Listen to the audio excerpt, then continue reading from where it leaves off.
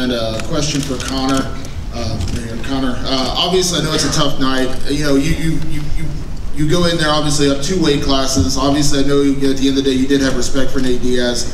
You kind of walk me through your emotions right now. I mean, obviously it was a big night for you and a big moment for the company. But what are you feeling right now? You know, it's a bitter pill to swallow.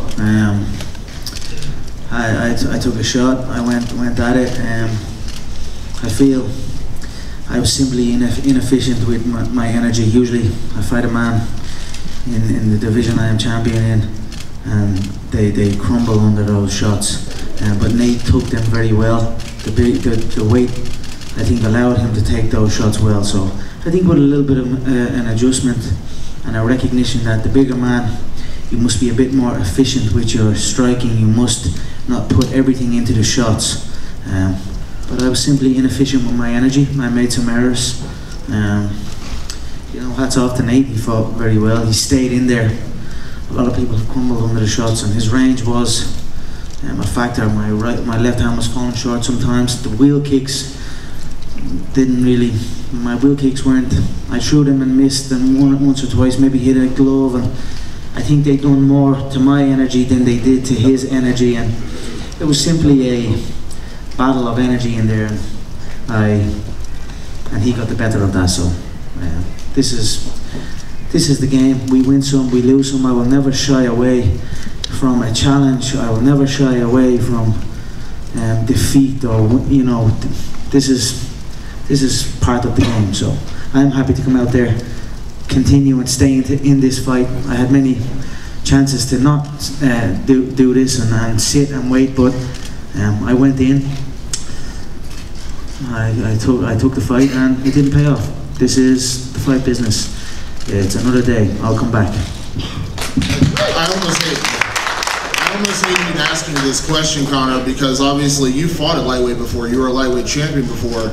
But does this, you know, what direction does this put you in for what's next? I mean, is it a featherweight title defense? Have you? I mean, I know it's even hard to process this on the night, but where is your mind at with that?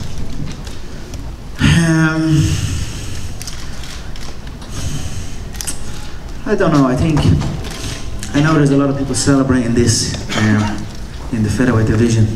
There are many people celebrating another man's victory. It's something that I cannot understand how somebody not involved can celebrate another man's victory. At the end of the day, I am the featherweight world champion. I feel it is right to go back down and remind them of what I achieved and what I done to that division. But I am not forgetting about the 155-pound division. I am not simply forgetting about the 170-pound division. I actually enjoyed the fact that I enjoyed the fact that a person could take the shots and keep coming. He kept his composure. He went into almost autopilot mode with the shots. His face was bust up, and I went into panic mode. There was just a shift of energy, and he capitalized on it. I think with a bit of adjustment and a recognition that the heavier man can take, it must take more than one, more than two, more than three to put the heavier man away. I think if I go in with that mindset at a heavier weight, I will do fine again. But I think next is probably go back down and defend my featherweight crown. Thank you, Conor. Conor, you said in an interview last year, just down here at the back of me, you said in an interview last year that your previous defeat to this in 2010, tapping out, ate you alive. Do you think doing that again is going to similarly kind of hurt for a long, long time? You're damn right. It's a tough pill to swallow, but we can either run from adversity or we can face our adversity head on and conquer it, and that's what I plan to do. It wasn't ideal. I got caught. It is what it is. I'll face it.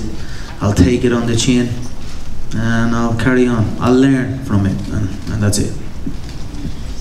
And then a question for Conor. You know, we don't know what officially is next for you yet, but you mentioned 145. Do you feel like your hand is kind of forced that you have to go back to 145, otherwise you might have to give up the belt? Is that sort of why that has to be next, or is that something you want to do? Do you want to go back to 145? I weighed in 168 pounds. I didn't make anything. I simply ate regularly, so It's 145 isn't. It's a cut. It's intense, but I make it, and I make it every time. So I think 145 will be next. I'll defend my belt. I believe maybe Nate will fight Dos Anjos now. I think after I defend my belt and climb myself back up, I think I will get my shot at that lightweight belt once again. So maybe me and Nate can do it again. In your opinion, who should that shot at 145 go to? Is it Edgar or is it Aldo?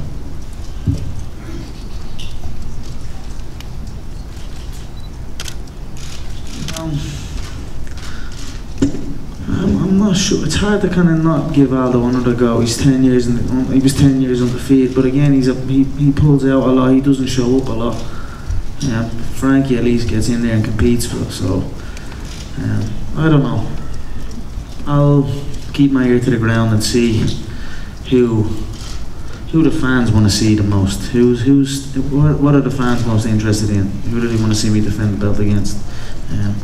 But then I'll sit and I'll wait patiently for the lightweight belt to be contested, and I'll make my way back up. You know, I respect Nate. He fought very well with his energy. I felt I was winning. I won round 1. I was winning round 2. I felt towards the end he caught me with some shots. He stayed in it. He was very efficient with his energy. But I feel with some adjustments, I will climb back up and make my case for that second belt once again. Conor, when you took Nate down thereafter, after you were hurt, was that you were just trying to buy time there to kind of ride out the rest of the round? I don't know, I was slipping that jab and banging the left hand a few times. It worked for me. Even when he added the left hand behind it, I came back in, and my left hand was a hook and his left hand was a straight. And I was connecting with him, and his one was whizzing past the head. But in the second, I pulled and came into my left hand, and he just popped a little left straight in there, and it caught me off balance. And but I feel it was simply he was efficient with his energy, and I was inefficient, and that's it. I shot. He wrapped up the neck. I looked to pass guard, but he had that high elbow guillotine, so I was forced to roll to my back. And then, similar to the Mendez one, where I rolled and came back to my knees, I just hadn't got it in me. I ended up on bottom. He passed him out really quick, really smoothly, landed some shots, got me to turn. When I turned, he flattened me pretty quick as well. And then some to show. There's many lessons to be learned from the fight, but I'm happy with it. I'll learn, I'll grow, and I'll come back. I have one more for you, and then one quick one for Nate. You referenced before, you didn't understand people celebrating another man's victory. I assume you were referencing what Jose Aldo tweeted. Did you see that? And if you did, can you comment on how you took that? I just think he had an opportunity to show up here, and he didn't. He could be sitting there he could be sitting where Nate's sitting right now. He was the first choice.